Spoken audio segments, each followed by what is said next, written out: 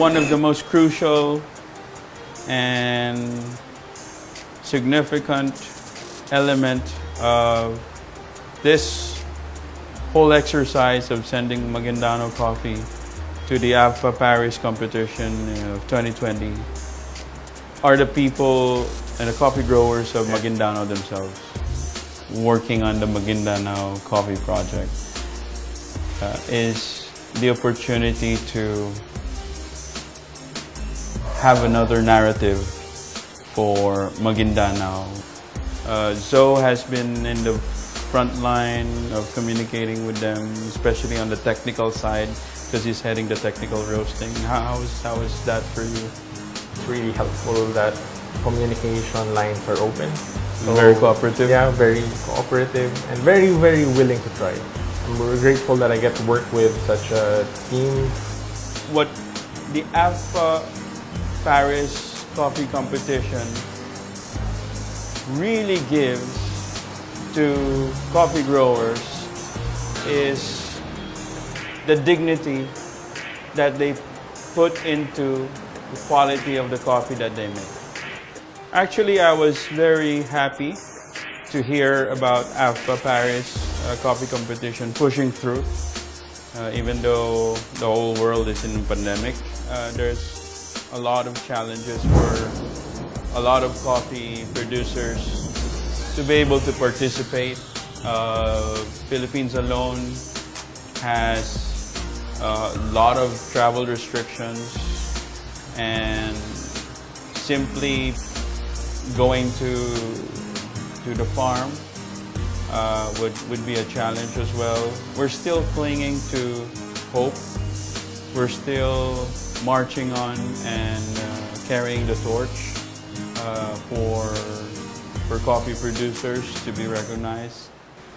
During the roasting and the initial cupping process, we'd see flashes or glimpse of really good flavor profiles that we weren't really expecting.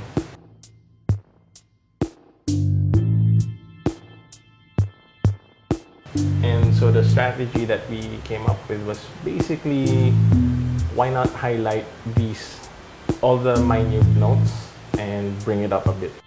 Lavender or orange blossoms.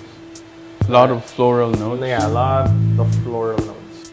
Creating more clarity and creating more intensity and polishing that profile. That there's no doubt when a cupper tastes this particular flavor, that's the imagery that they're going to get. There are a lot of notes in Maguindano, which makes it very fun to work with. However, like any musical piece, too much instrumentation would create noise. Just the right amount of elements will have more melody, enjoy more of the music piece itself, which is the kind of approach we did for Maguindano coffee. So we finally drilled down to two profiles, which we said ultimately we will have to submit this to a litmus test of direct cupping and espresso shots, and the espresso shots from about X amount of temperatures. Mine is a pink finish, or is a lingering shape? I think the starting I want feeling finish. Because it was so good aromatically, and it was so good taste-wise. We couldn't get heads or tails. So when we had a toss coin, well, one of us won in the toss coin, and then was that even a legit decision I didn't even want to resort to? So we said no, this is unfair to the we should really think about it.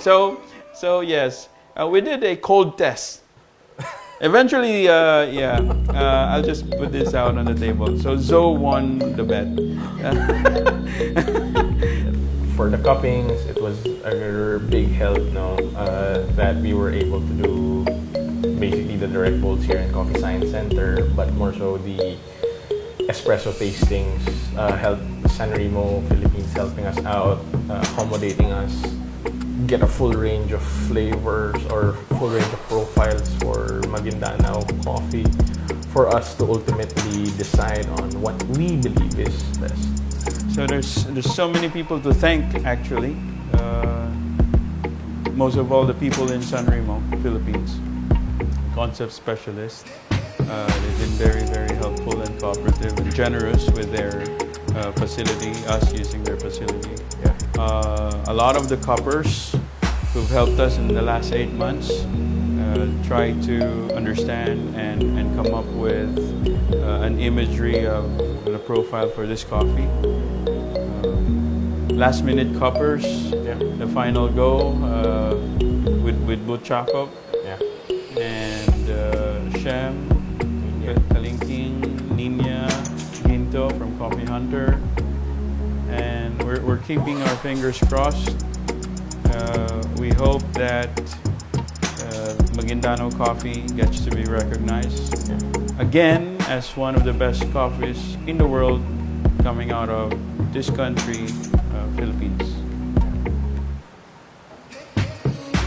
Good luck, sir.